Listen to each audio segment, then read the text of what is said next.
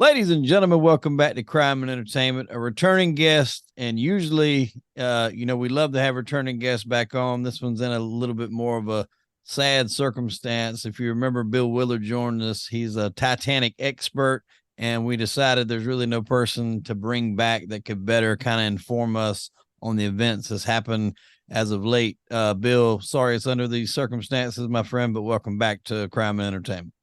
Glad to be here. It's an honor. Appreciate that. Well, thank you very much. One of the gentlemen who did ultimately, we're assuming, lost their lives. I know technically they can't say that for sure, but obviously that seems to be the situation. P.H. Nargeolet was a close personal friend of yours. I think you guys had known each other for what, about 30 years? Met him in 1996, so 27. Okay. And we worked together in 98 on the expedition there. Worked on a couple of other projects that were not Titanic related. Talked to him this past April, and we were sitting at the same table for eating quick breakfast before we went over to our speaker series. And how the grandkids, how the family, we were talking just like we hadn't seen each other for a few months, which is the case. Mm-hmm. And we talked a little bit about these dives, and I never would have believed it would have been the last time we would speak. That's crazy to think about. I mean, did he, obviously, I know he's been down quite a bit. Did he talk about going on this particular one that everything happened on, this one from OceanGate? Not particular, this one. One of his assets to going on these dives with OceanGate was he knew where the best places to look would be for these passengers, where to take them to see the best parts, what to show them in the debris field, or to show them in the stern. You want to see the rudder and the starboard propeller. You want to see the name Titanic on the back of the ship. You want to see the engines, the tops of the two engines, and things like that. So he could go through the field and highlight their trip for them. Right. So that was one reason that he was always an asset to them to have out there. Plus his knowledge of the wreck, they could ask questions and he could answer a lot of things. I think I've heard you say in some interviews that you've done, because you've been on quite a few programs here as all these events has unfolded over the last week. He had basically spent more time on that ship than the actual captain did. That is correct. Captain E.J. Smith boarded and was captain of Titanic for a certain number of hours, and PH has been on a submersible longer than that with more hours. Wow. And that's crazy to think about, with it being at the bottom of the ocean there, that's possible. Some of the other passengers, Shahzada and Suleman Dawood, now, had they been on these before? Was this a first time for those guys to travel down there? It was a first. They were UK citizens from Pakistan. Mm-hmm. And then he and his son came together. Yeah, and I mean, it's so hard when you're trying to really dive in and research, because a lot of things start coming out. You're not really sure what to believe. You're not really sure. It's hard to vet every outlet, especially with social media. But there was reports that his son wasn't crazy about taking this particular expedition down to see the Titanic. One of the things that I've tried to push away, the first stage of any grief is shock. Mm-hmm. And of course, we all were in shock as of Thursday afternoon when they confirmed that the sub did implode, the submersible, and it had done so on Sunday on the descent. So we were fiercely in shock. Mm-hmm. And another stage is anger, and that's what a lot of people are turning to. They're mad. They're ripping apart OceanGate. They're ripping apart the design of the submersible. And I tried to stay away from the anger and that part of it. All of that's going to come out. There are right now 2 inquiries scheduled. There's going to be one by Canada and theirs starts tomorrow, I think. And then the Coast Guard's going to do one as well. So those two inquiries will be plenty of time to bring out what people didn't like, what people were told, what were the problems, and a lot of things. I've not seen where Suleman Dawood was not really keen on it. But then again, I haven't looked at a lot of those type emails. You know, there's all of a sudden 8 or 9 people now claiming that they were on this first trip that dropped out.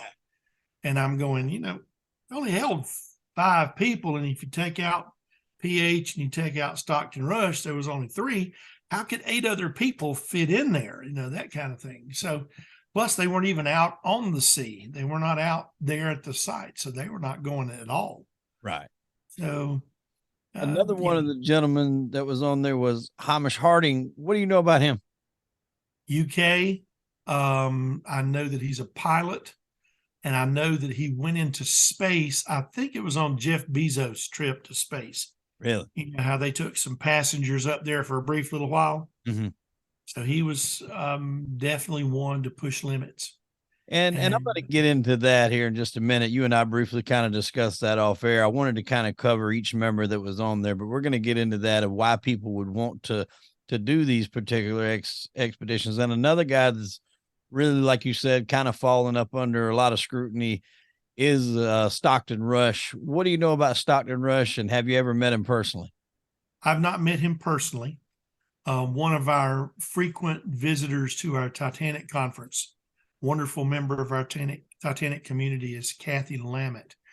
And Kathy actually went out to sea with them one year. She did not dive down, but she went out and worked with the publicity side of it, social media publicity and things of that nature. And she says he's a great fellow, good man. She really enjoyed her meetings with him and working with him. And I value what she says very highly. So I think he was basically a good man, good person. And I think the equipment just didn't uphold what he wanted it to do. Mm-hmm. We'll start with why people would want to do this, and then we'll kind of get more into what could have went wrong, you know, things that could have happened.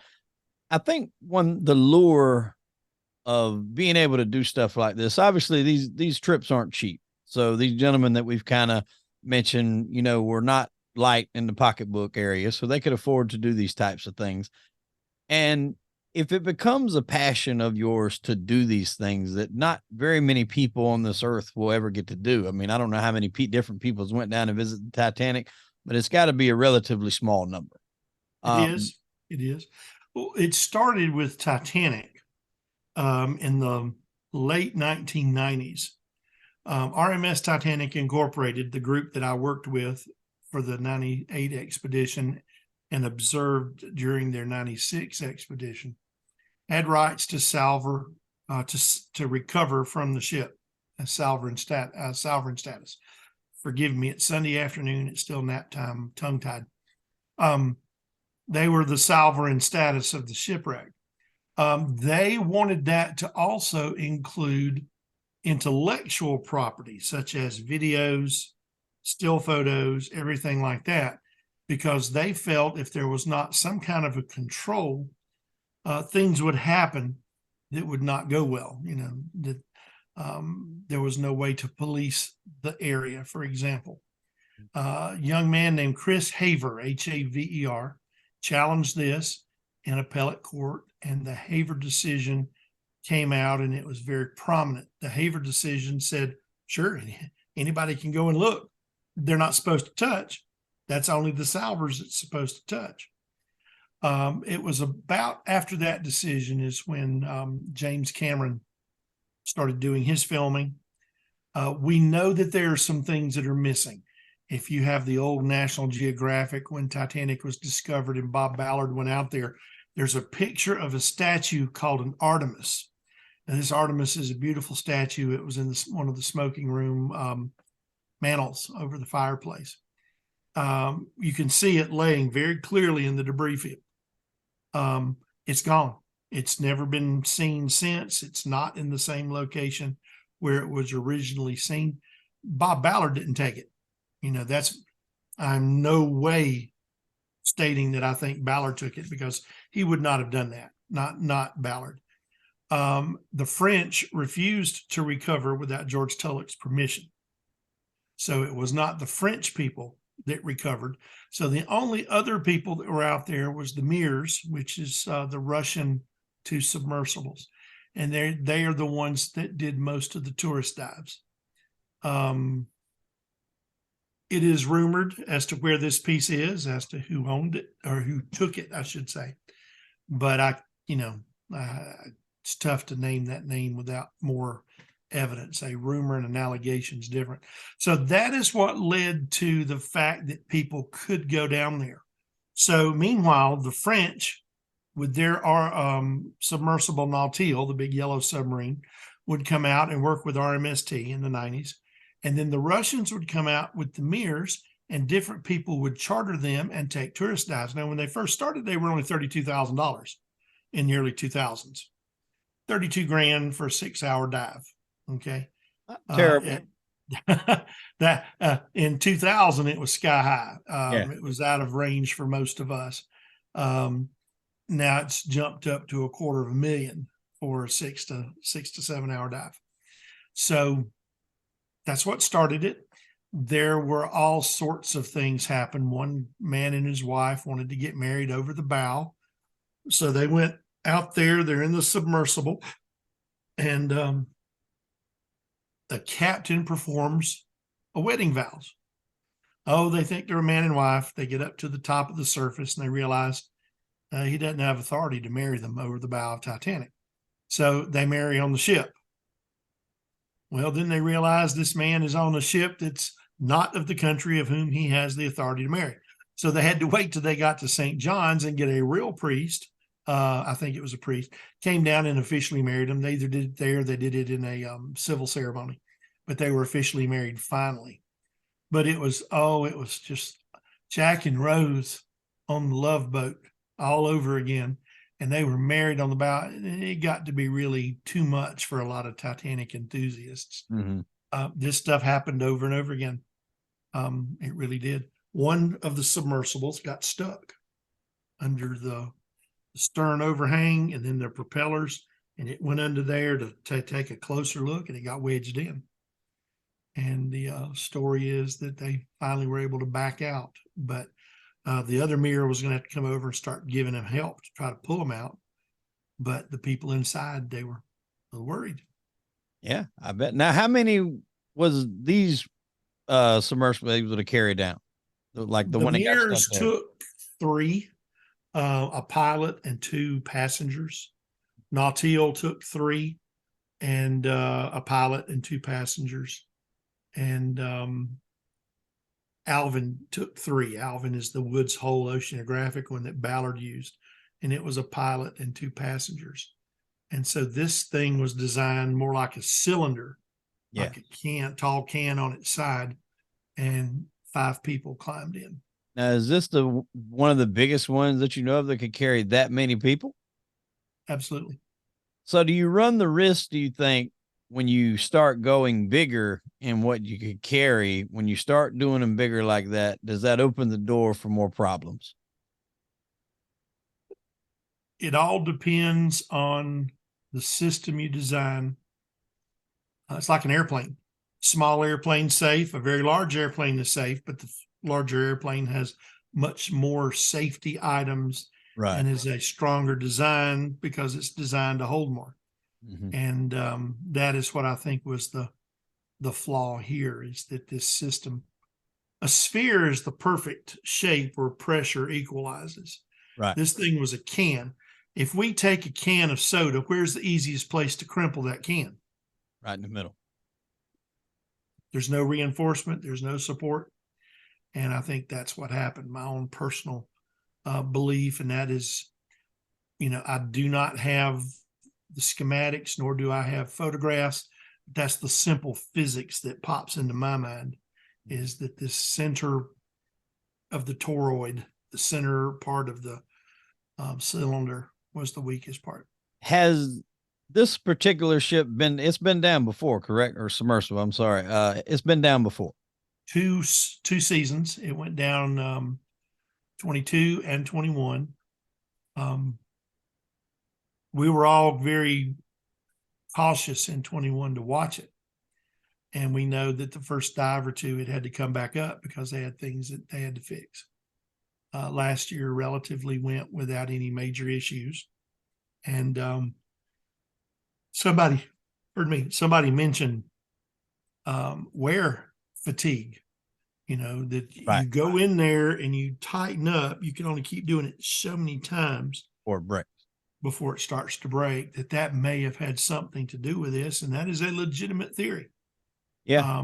I'd have to get some of that material that he used and test it to see to that.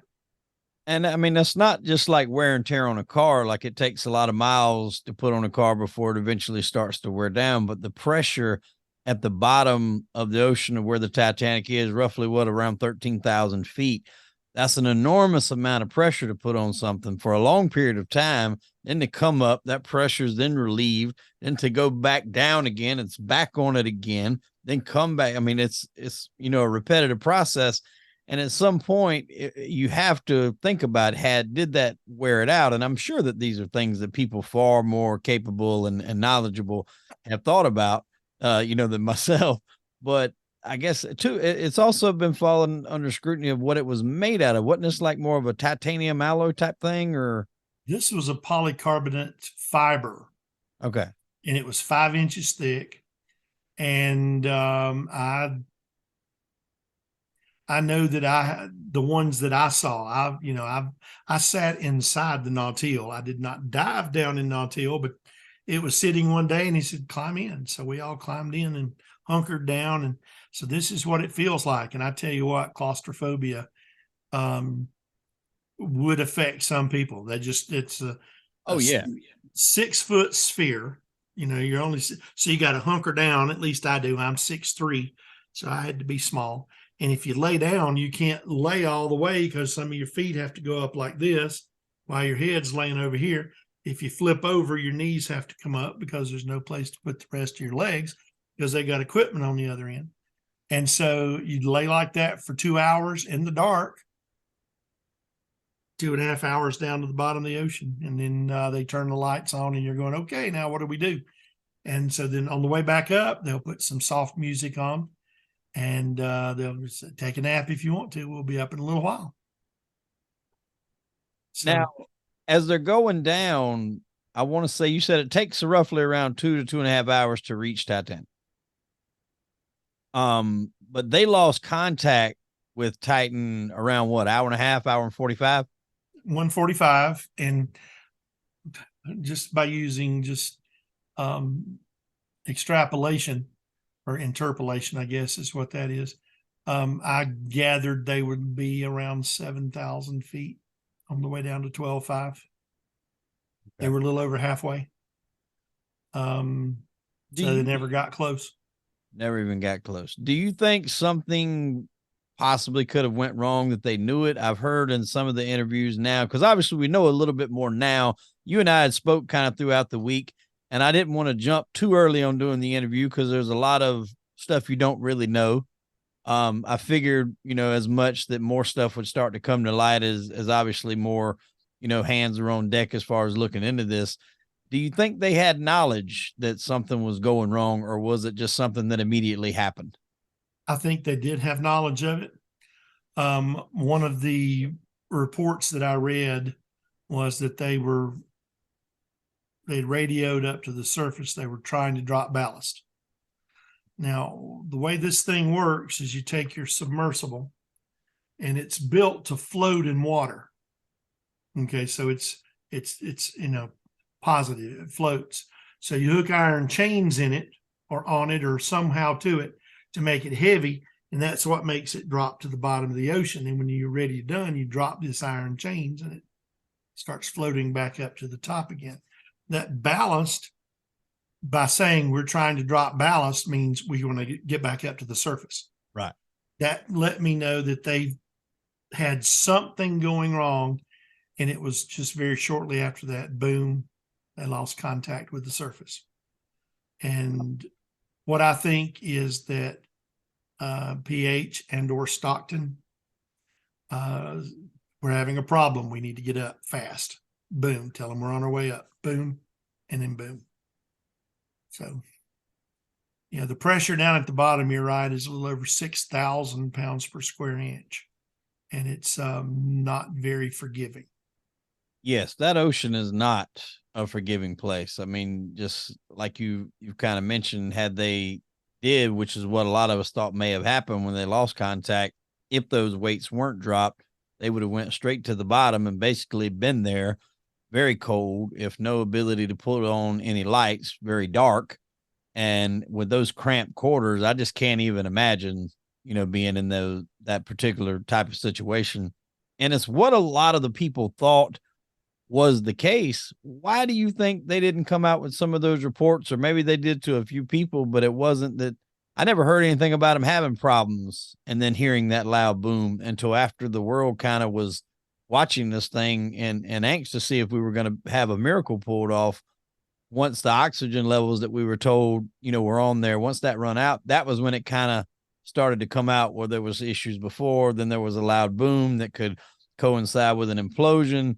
Cameron, in an interview that I heard him say, he said the only thing in his mind that could have caused them to lose all GPS, all tracking, all electronics was an implosion. So he made his mind up Monday that they had come to a really tragic fate while everybody else was kind of waiting in hope. What do you think the reason was why they didn't come out with that then? They didn't know for sure. Cameron did. A power failure, a complete power failure, could have caused a free drop. You know, if it has a complete power failure. I do not know what other items, GPS, if they had anything like that on it, any type of signal generator that the surface could find. So I don't know if any of that was available on the device. They didn't know for sure. They didn't report the ship missing, the submersible missing. I just did it. You did it a minute ago. They didn't report it missing for 8 hours. Yeah, that was another thing that was kind of odd. I mean, if they knew that they were if they made the report, they were trying to drop ballast, like you said. Obviously, they're not trying to do that if they haven't even made it to the ship yet. They're trying to do that, like you said, because they're trying to get back up probably sooner than later. I don't understand why it took that long. I mean, you know, that's going to raise a lot of questions, a lot of eyebrows, a lot of red flags there with that, because you start to wonder, okay, what are you trying to do? Are you trying to cover tracks, cover bases? And that's just questions that people are going to ask because they didn't, you know, make some call immediately. Would it have made a difference? Would it have saved lives?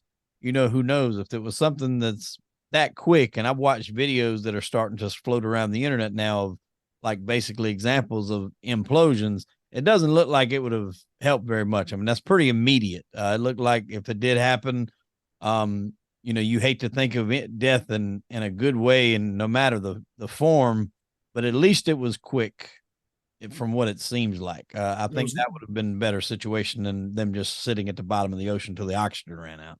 Exactly. No suffering, no Right. suffocating or anything like that. The one things that are several things that we do know is different reports are coming out. The person who made the decision possibly was thinking, okay, if they did finally release the ballast and they had a power failure, they may be floating up within 2 hours. We got to find them. Did they arrive on the surface? And if so, if they've drifted down, we don't know where they are. How do we find them? So that's why they were calling in help after several hours to see if they could, you know, they started flying the planes to see if they could find this thing bobbing on the surface.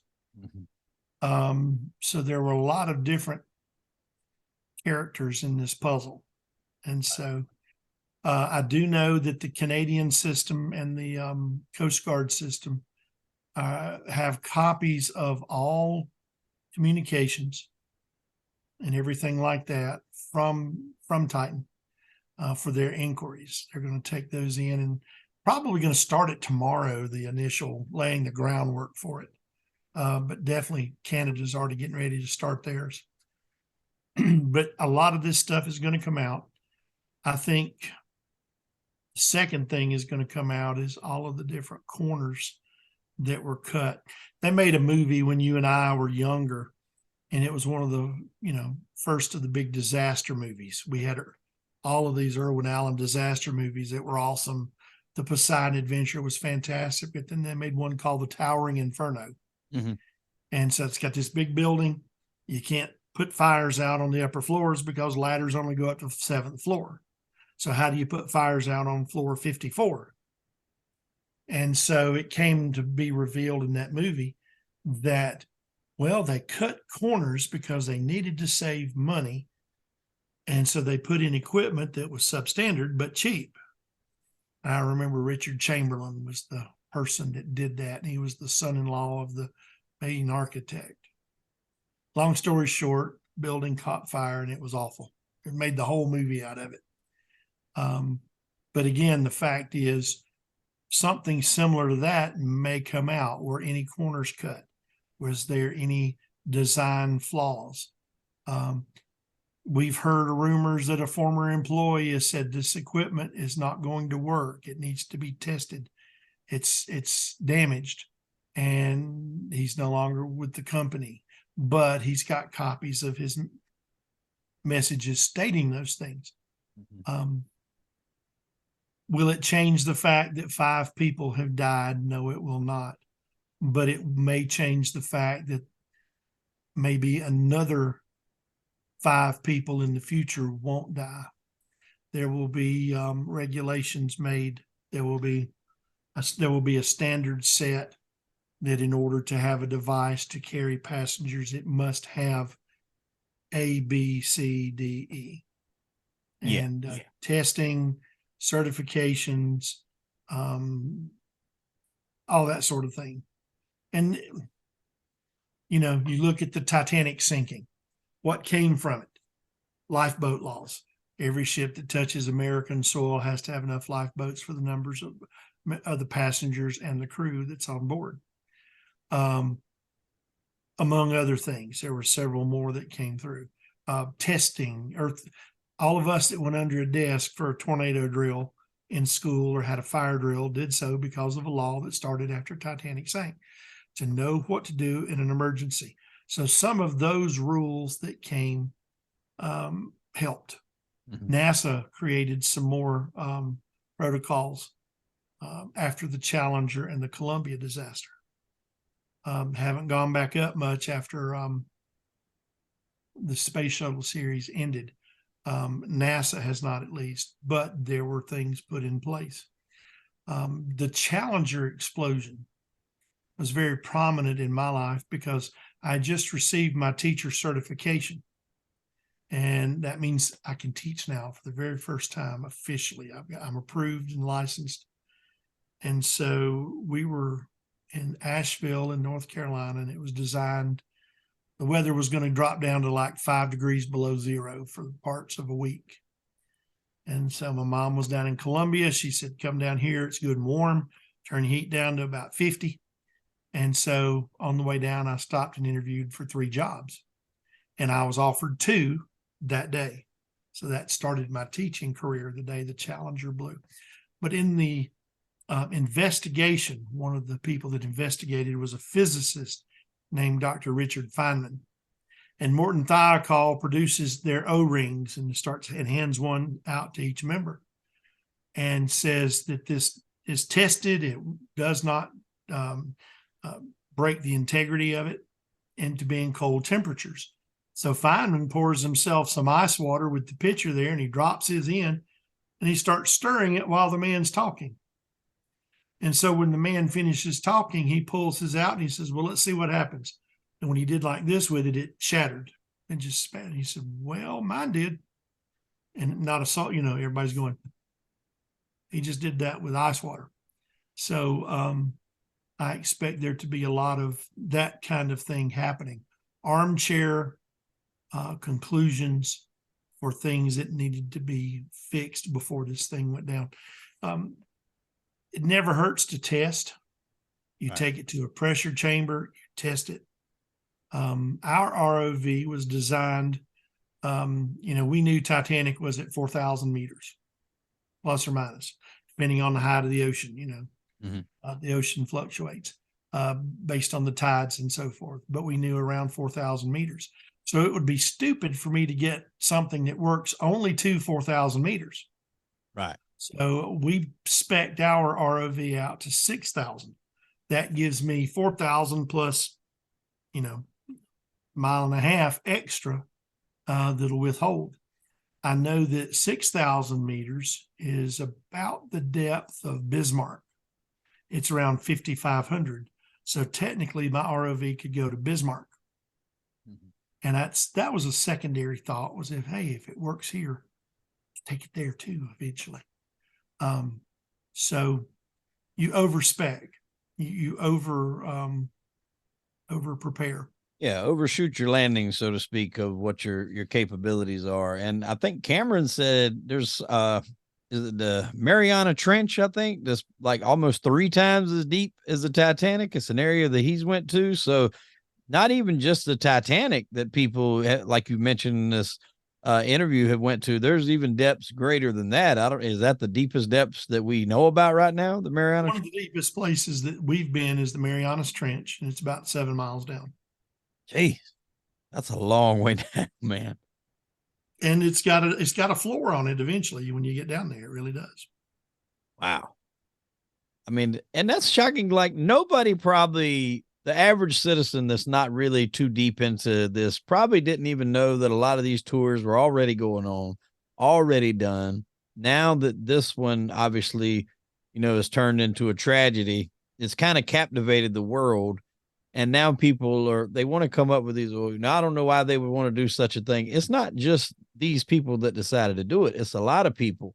And that's what I was kind of alluding to earlier.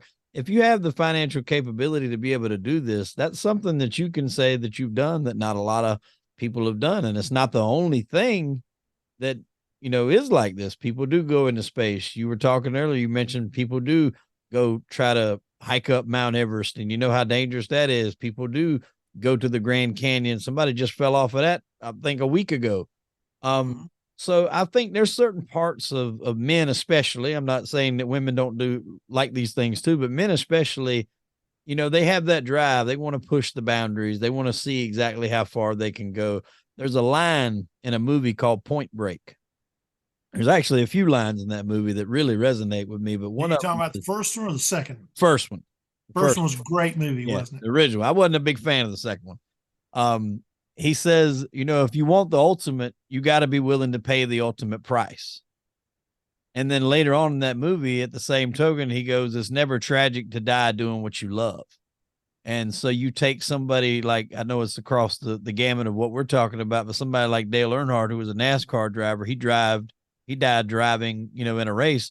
There wouldn't have been a thing else he would have wanted to go out doing than that right there. And his collision was not a bad collision. No, if anybody's ever watched NASCAR, it was not. It was not bad at all. I mean, I watched Richard Petty demolish his car, flip along a guardrail, and just get out and walk around afterwards. I don't think anybody expected that to maybe be what took Earnhardt out. And there's long been, suspicion that possibly he may have had a heart attack, which caused him to hit the wall, because the impact, like you said, didn't look that bad. But the point of that is some of these people on here, this was their passion. This was their life. Obviously, had they had a choice in the matter, yeah, I'm sure they would have wanted to make it back up. But at the same time, that was what their love was. That was where their passion was. Unfortunately, like you said, now everything is going to be up under a microscope. Everything's going to be up under scrutiny. And it does sound like there was possible some corners cut. I don't know if that was Stockton's decision. A lot of videos are surfacing of him basically showing what looks to be relatively comparable to like an Xbox controller of what piloted that ship. We had something similar to that for the ROV, though. I mean, is that a normal type of operation? It is. Look at what runs an airplane, a stick. Mm-hmm. Some of them airplanes just run with a simple stick. Not all of them have the fancy wheels. So all you need is just simple controls. And if You don't need a $10,000 controller when a $50 one will work in many cases. Mm-hmm. So this he one probably just, thought it was he thought it was a novelty, and it worked really. If it worked, it worked. right. And that's what everything pretty much today is going to Bluetooth. I mean, speakers are going to Bluetooth, cars are going to Bluetooth, game controllers are going to Bluetooth, laptops are going to Bluetooth. So it's not like this is some sort of dated technology that wouldn't work. I mean, if a steering wheel could fail just as much as anything else. So again, what we talked about earlier, there's risk in doing anything like this. So a few of the things I wanted to ask you about the Titan itself. It looked like it could only be open from the outside. When they got in and they shut that, there was a YouTuber that got in it, I guess a week or so before. And he's got some clips that are now surfacing and floating around online. They actually seal that thing from the outside. Correct. There's no interior way to get out of that submersible. It doesn't look like to me how that thing could even hold 96 hours of air. I don't know how does that happen? Compressed air in tanks that were on the sides and underneath. Oh, okay. So they fed into it. All right. That makes a little bit more sense there. Because even if I had the money and the means, I don't know if I would that would, to me, just like you said, the claustrophobia part would set in. It would just feel a little too tight, cramped quarters, especially with 5 individuals in there. I mean, that's a lot. And I don't know. I mean, I guess it's one of those things. If that's a passion of mine, I guess you'll have to, you weigh those options. Do you think this will deter anyone else from taking dives, or do you think it'll be more along the line of what you said earlier? There's going to be a lot of protocols put into place. It's unfortunately, sometimes it takes a disaster to get the right eyes on the right things the corners that don't need to be cut, the situations like that. Do you think it's going to bring more attention to make it safer for future dives? I think that's a given that they're going to make the protocols. People are saying they're going to outlaw passenger dives. I don't see how they can really legally do that unless they can say you have to have a vehicle with so much, these items, this list of safety devices, in order to be approved to go. I think the next few expeditions will be by ROV. Mm-hmm. I don't know. Right now, there's no really submersibles ready to dive.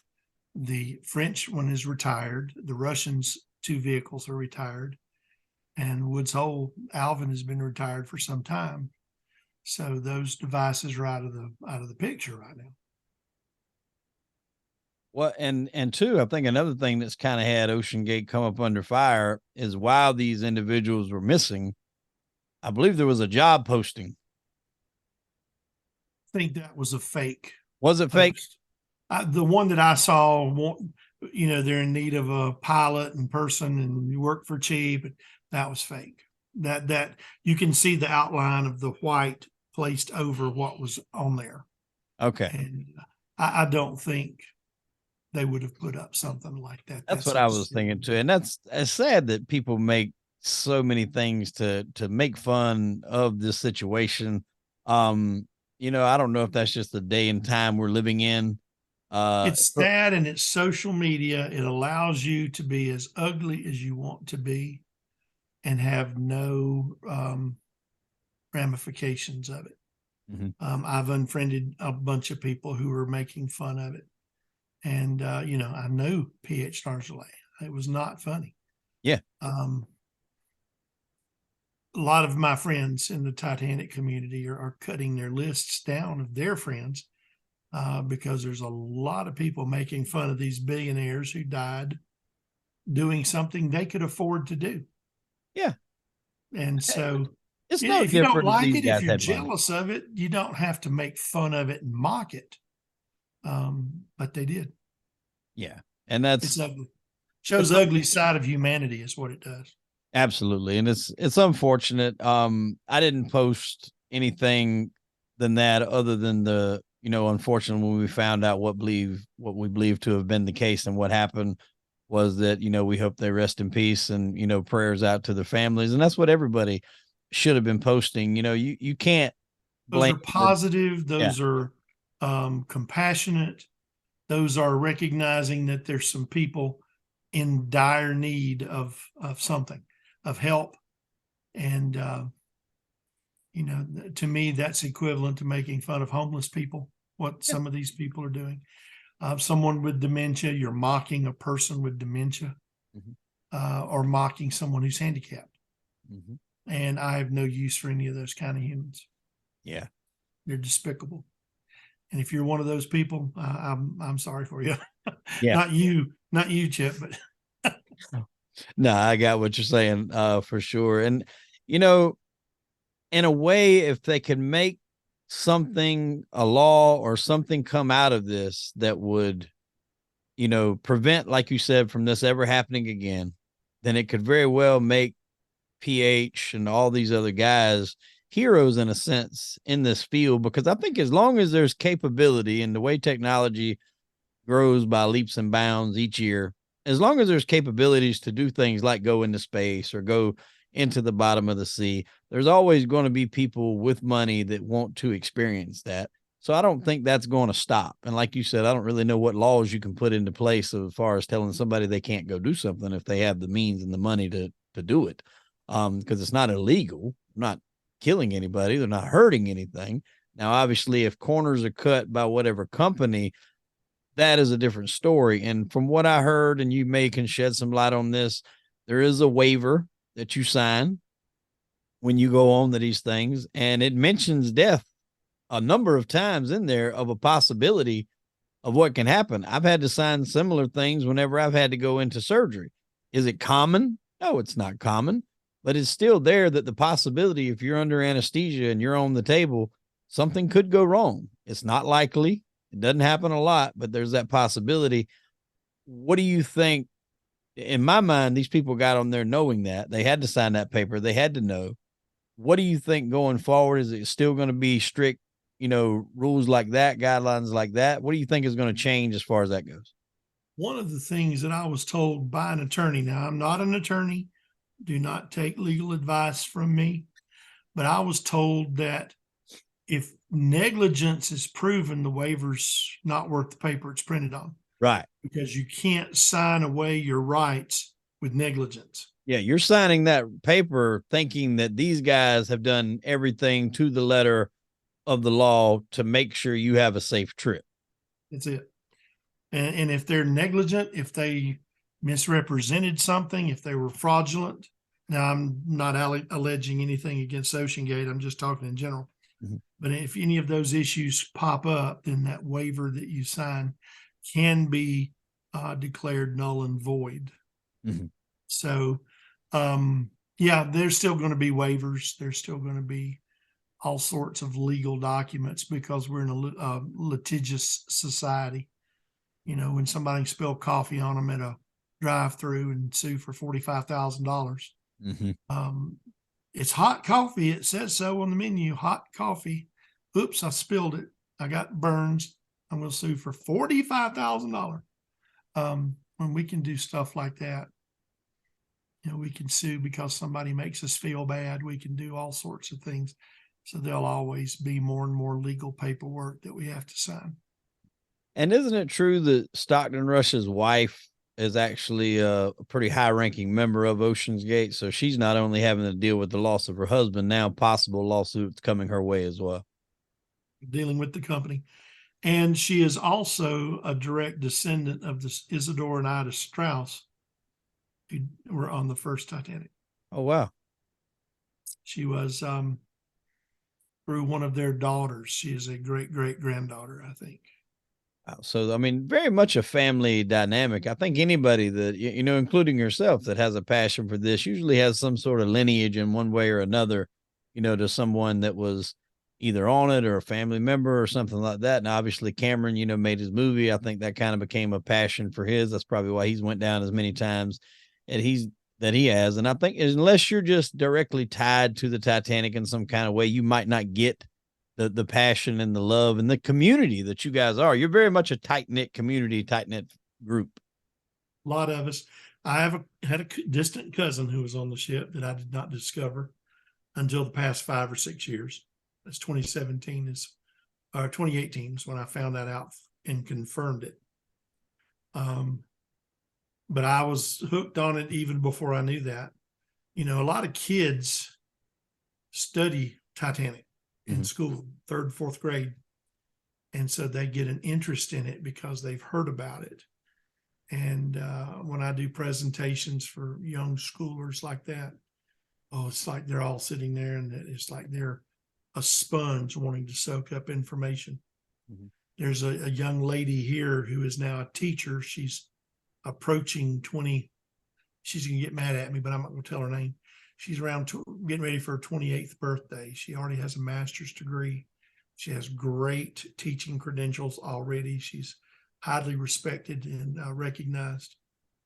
And she came up to me in church one day and she says, I was looking on my mirror at home, and you know what I've got stuck over in the corner of it? I said, what's that? She said, I've got your business card that you autographed for me when you talked to me in 4th grade, when you talked to our class. Wow. And I said, seriously? She said, I asked you for your autograph. And you said, certainly. And you signed that. And she said, I still have it and I'm going to keep it. And I said, wow. I said, if you sell it for $1, you might get you a cup of coffee or something at McDonald's. And she just laughed. And she said, I still have a passion for it. We just came back we were on vacation when this occurred. And we were in Pigeon Forge, Tennessee, 2 miles from the attraction there. And when I went by to see everybody, I went by to talk to some friends over there. They had a very nice memorial to the OceanGate crew. And it was wall-to-wall people. And the comment to me by the person who was taking us back to where we need to go was, it's been this way since school's out. Everybody's, we're booked every day. We're taking as many as we can, reasonably. And he said that they keep coming. And this was before the OceanGate also, it was this way. Right. So there's always going to be a passion for it. They see about 1 million guests per year. Wow. That's a lot. I know that one at Vegas is pretty packed. I mean, when I took that tour earlier this year in March, it was packed up. I had to get about an hour out from when I got there because of the tours that were going through. So it's just like big piece. Oh, I love it. Yeah, I loved it. The whole thing was great. I mean, just seeing some of those artifacts that they have collected, seeing that big piece. I mean, that was a massive sight to behold, just knowing that come up from that ocean floor. And I think there's something about, especially 9/11, things like that, they're just going to captivate America and captivate people's attention. And people are going to start investigating it in their own way. Certain things are just they're never going to die. And the memories are never going to die. I think Titanic is definitely one of them. I mentioned, like I said, 9/11, and there's always going to be that intrigue, especially with Titanic, because it's still there. Maybe not fully intact because it did break in half, but I mean, the majority of it is still there. So knowing that it's there, and if you have the capability and the means to go see it, I can see where if someone has a passion for it, like yourself. Have you ever been down there? Have you ever been in down there to it? Titanic? Yeah. My ROV did. I did not go down in the submersible. Let me ask you right now, with everything that's just happened and everything that you've studied about the Titanic, free of charge. I'm not talking about the money aspect of this trip now, Bill. So we'll take that off the table.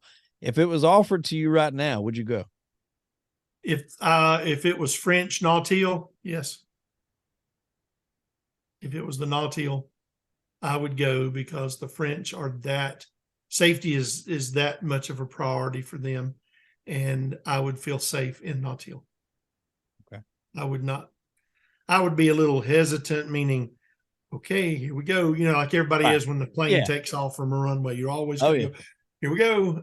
Yeah. But I would feel safe with the French because I've worked with them and I know how important that is for them to go down, and then everyone that goes down comes back up in one piece. You're Well, the fifth person to ask me that since Thursday. oh, I believe it. And I knew I was going to ask you that because that's something like, even when somebody does a lot of flying, you try not to think about anything that you've ever heard about with planes going down, because flying is just something that a lot of people in society have to do. Don't you dare. I'm going to take a plane flight tomorrow. Hey, I've got to go to Seattle this Thursday to see my daughter. So that's a long one from where I'm at. I'm in South Carolina. You're going to what, LA? I'll be going to LA. I'm going to be filming for the History Channel show, History's Greatest Mysteries, about Titanic. Oh, wow, that's good. So we're both going to have about 6-hour flights in front of us here in the next week. I plan on doing a little bit of napping while I'm flying out there. Yeah, I try to. I tried when I went to Vegas, but it didn't work. That was the longest plane ride I'd ever took. I was more of a 2-hour kind of guy, New York and Boston, Florida, situations like that. Going out there was definitely the longest one. I think this one's going to beat it as far as the length of the trip. So wish you well on your travels, my friend. Thank you for stopping by the show, trying to put a little light on all this. I know everybody had a ton of questions about it. Everybody, like you said, has got their own opinions about things, but I think it's important to get as much information as you can from the experts, people that are in the know. Like we mentioned, Cameron pieced this together pretty quick. I don't think anybody else would have been able to do that outside of someone with his capability and knowledge, of the subject. Obviously, I think he might have got some information too quicker than some of the other people. But it's best to get it from the experts and not from a Facebook post or a Twitter post or anything like that. It's best to come straight to the source and get all the information. So we really appreciate you taking time to come on. Absolutely. And there are 5 families. You named them all a minute ago, 4 families who are really hurting because they don't get to say goodbye. They don't have closure. They don't even get to have a funeral with a body present because they're remaining on the bottom of the ocean at this time. And one of PH's daughters, PH Nargeolet's daughters, said that. She said, I want my father home. I want to see my father. And it's like they're here and then they're gone. And we just have to remember that there's more to the story than the flashy sub, and what the sub did have and what it did not have. Is there are a lot of people who are hurting over what happened because of this. I mean, do you think, before we get out of here, I'll close out with this question. Do you think if they were able to find, if this thing did implode, I would tend to believe it would probably still be somewhat intact if it did implode? Do you think if they found them, there's a possibility they could recover some of the bodies in there? That would give these families some closure. Well, they did find the pressure chamber. Oh, they did? They did. They've got the nose cone, they've got the end cone, they got the pressure chamber. Oh, so it spread apart a little bit. Okay. I didn't even realize they had found that. So I apologize. I thought that it was no worries. And it's 1,600 feet from the bow, which is a quarter of a mile. It's spread apart, which tends to support my idea that it happened up here, and as it fell down, they drifted, and it was not next to each other. One of the questions at the 3:00 Thursday press conference was, are you going to go and recover the bodies? There was a non-committal response there. So if they do, they're going to be doing it while they're doing their investigation. Right. And I hope they do it privately and quietly so that some plane doesn't fly over to try to take pictures of them doing it. Yeah. And I hope if anybody lets pictures leak from a cell phone on a WhatsApp application like they did before this press conference, I hope they're fired. Hope they're charged. This needs to be something private. They need to tell the families, and then they make the announcement after all the things are settled. I don't know what the arrangements will be for PH. He had a house in France. His family's in Europe. He did live in Connecticut for a while. He did work in Atlanta with the company, so I don't know where they will have a memorial service. Hopefully, if it's in Connecticut, I'll hopefully be able to go up there for it. I would want to, let's put it that way. I don't know if they'll do something private. He had a lot of friends. Somebody asked me, why you? Why did you talk? And I said, well, they asked a friend of mine who is a very prominent person in the Titanic community and very wise, very knowledgeable person, but he hates cameras. He said, call this guy. This guy's used to talking to groups. He'll tell you the truth. He'll tell you straightforward. He won't, he said he's good in front of a camera. He can talk. And so when they called me, I'm going, somebody needs to speak up for PH, so I'll be glad to. And then once the first one saw me, I get calls from all these others. And either they liked me or they figured, hey, that guy's got a redneck accent. We got to get him on the air here with us. He's a Southern boy. Well, that's why I called you back. They kept talking about a boat when I was talking to the Canada people. And she would say, you know what that's a boat? And I'm going, yeah, I know it's a boat. About. Oh, she's saying about. I didn't really say that on the air, but first time she said, you know that what's that about? And I'm going, oh yes, I do. Yeah, you got to kind of piece it together in there. Yeah, they had that little strange Canadian accent. If you're Canadian, I love it. It's awesome. No offense meant. I think it's fantastic to listen to the different dialects around the world. Oh, absolutely. It's and I've got a chance to do that with some of the people on the show here as of late. We've talked with some people in Australia, and it's really cool getting to conversate with them in that dialect. And by the time the interview is over, you can understand everything. It's that initial first couple of things. Yeah, you got to get used to it. I was interviewed by New Zealand, their national radio station. And I was very glad of that because it was really an odd hour because of where New Zealand is. And I made them promise me one thing. I said, I'll do it, but I'm going to charge you. They said, we don't have a whole lot of money. I said, here's what I'm going to charge you. You have to get me videos of two of the greatest hakas that New Zealand has to offer and send that to me. I think those things are awesome. When they get out there and do their stomping and they're yelling before they play rugby and stuff. And the fella laughed and he said, you got it, brother. You've got it. We can do that for you. So I'm looking forward to getting something Monday, 2 videos of some of that. Well, and I'm also, you guys can have your own version of a memorial too at the event you're planning, the Titanic Con coming up in August in the Luxor. If there's nothing is recovered between now and then, you guys can, I'm sure, probably put together a little something for PH and the other ones as well up there that lost their lives on this. We've already got some good ideas. We've discussed it a time or two. My wife and I have, and I'm the planner and she's the one that makes sure that it's organized. Mm-hmm. Okay. You need to do this and this and this and this and this if you're going to do that. And I'm going, okay, hold on. Let me write this down. She's the experienced one. And we've got a few ideas, but we definitely are going to pay a tribute to all 5, especially PH. Absolutely. Well, we'll link descriptions to that like we did in our first episode with you, Bill. It's been a pleasure having you back on. Our first episode was one of my personal favorites. I was really into that. I got a lot of good feedback from that episode that people will listen to it. And hopefully people will listen to this and get a little bit more info, a little bit deeper dive on all the aspects that everybody's been talking about. That's kind of captivated the world here in the last few weeks. Everybody's got questions because they're not familiar with the operations and how things work. And that there's been a lot of these things. This one just happened to be one that unfortunately turned tragic, and some very, very important people were on this particular ship. And I think that's added to everybody's attention. But again, they're losing focus on the thing that, 5 people did lose their lives. And that's what's most important here. And we want to make sure that doesn't happen again. Absolutely. Good to see you as always. We'll keep in touch. Absolutely. Well, ladies and gentlemen, I am Hollywood Wade. That was Titanic expert Bill Willard. And unfortunately, we are out of time. Tune in next week for an all new episode of Crime and Entertainment. Bill, we appreciate it, my friend.